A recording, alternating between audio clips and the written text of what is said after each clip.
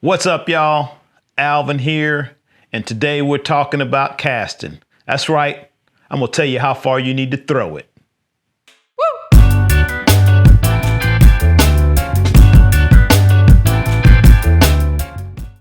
Okay, so I have guided for trout, I have guided for bass, I have guided for redfish. Now, they're all a little bit different, but almost always people are concerned with how far do I need to be able to cast? And it varies, but most of the time you just need to be able to cast to where the fish are. Now, I know, smart aleck answer as usual, but it's true. And most of the time the fish are going to be closer than you think they are. So I'm going to rank the importance of casting in 3 different parts. Number 1 is accuracy. Accuracy is definitely more important than distance. Number 2 is speed. Speed is definitely more important than distance. Number 3, distance. Surprised, huh? But it's true. Okay, so let's start with distance. I remember when I first started getting into saltwater fly fishing, everybody said, if you can't throw 100 feet, you don't stand a chance at catching any type of fish in saltwater. So I worked and I worked and I worked, and I don't think I ever got to where I could consistently throw 100 feet or make a 100-foot cast or put out 100 feet of fly line. No way. Now, I do know a few people who can, and they're pretty amazing. Most of the people I know who are great fly anglers are not ever consistently throwing 100 feet of line. Now, just like anything else, there are extreme circumstances where that might be the case, but more often than not, you're not throwing 100 feet of line. Whether you're bass fishing, you're trout fishing, or you're fishing for redfish, more often than not, 40 to 50 feet is going to get you everything you need to do. So if you're sight casting to redfish, if they're more than 40 or 50 feet away, a lot of times you can't even determine which direction they're facing, and you can't put the fly in front of the fish. So you got to get a little bit closer. If you're bass fishing, we're hitting structure and we're hitting the bank, or maybe occasionally actually casting to a fish. If you're more than 50, 60 feet away, you can't really tell exactly where you need to put the fly. So we usually try to get a little bit closer. Same thing with trout fishing. Casting a rising trout or trying to get a drift right next to a rock, a log, or a bank. If you're more than 50 or 60 feet away, it just becomes difficult, and you're much better trying to get closer to your target.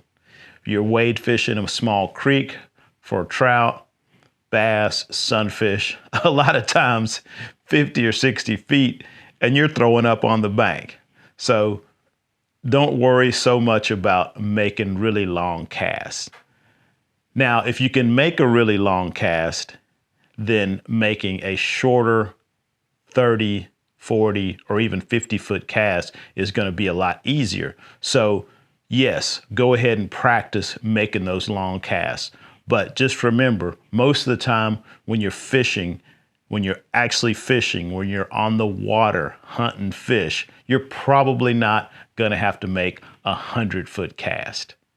I can't remember more than a couple of times where I've made the longest cast I could possibly make and actually ended up catching a fish. Okay, second part, speed. And what do I mean by speed?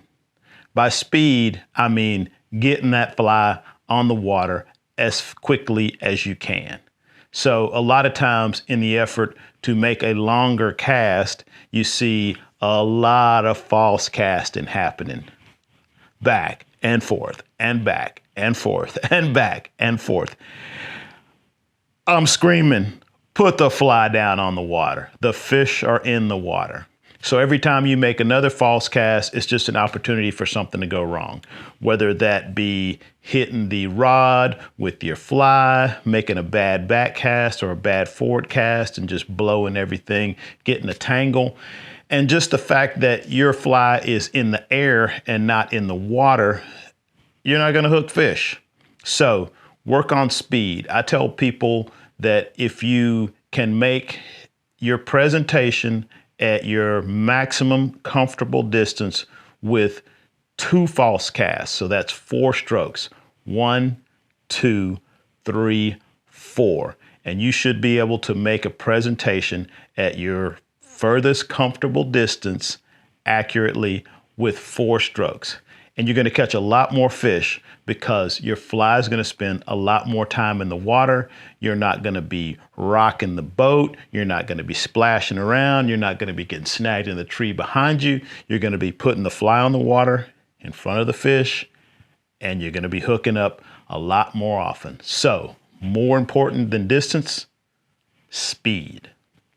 All right, so what's really the most important part?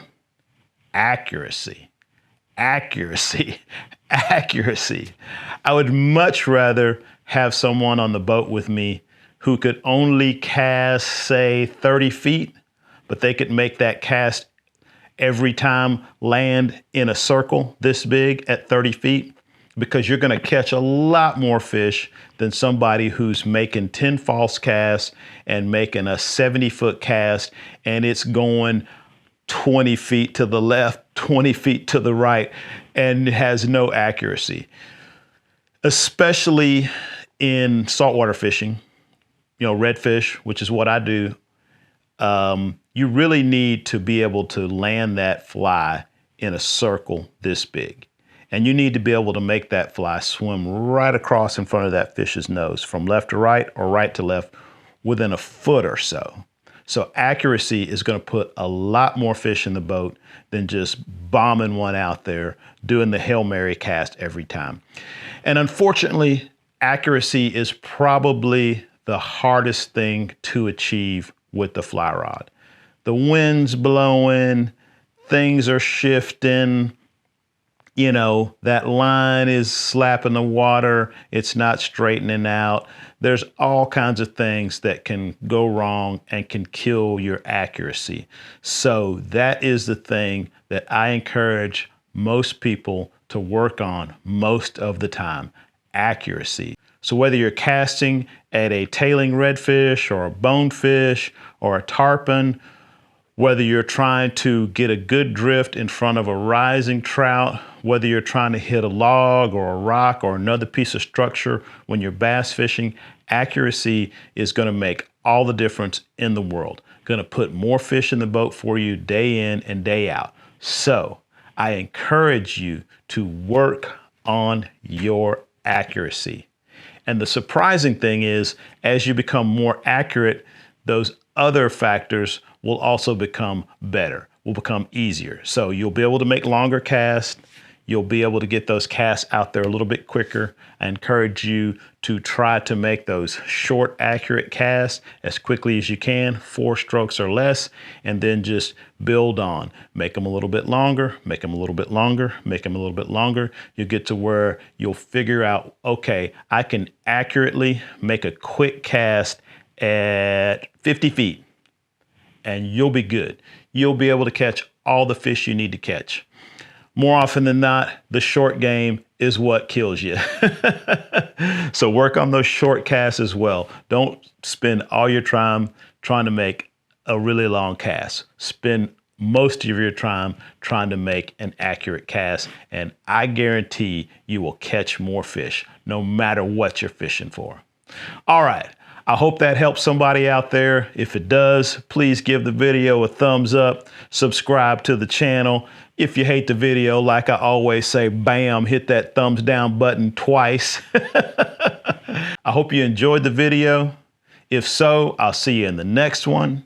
And in the meantime, good luck on the water.